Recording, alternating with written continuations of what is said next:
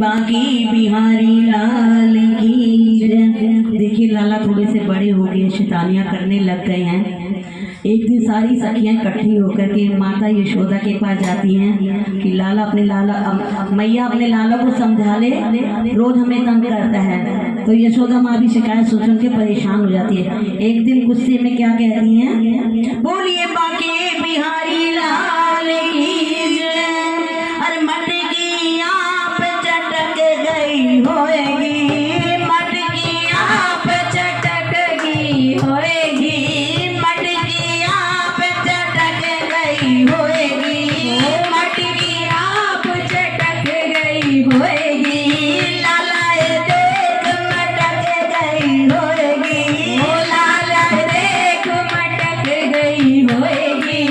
मेरे लाला को दोष लगावे, मेरे लाला को दोष लगावे, बंसी पकड़ लटक गई होएगी, बंसी पकड़ लटक गई होएगी, मटकी आप चटक गई होएगी, मटकी आप चटक गई होएगी, लाला देख मटक गई होएगी, लाला देख मटक गई होएगी।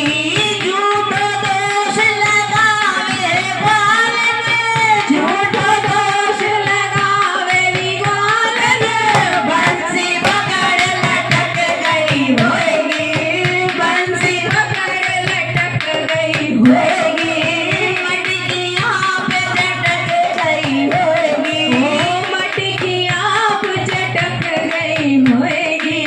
रोज सवेरे मेरो काना गाँव में चराने जावे है, रोज सवेरे मेरो काना गाँव में चराने जावे है।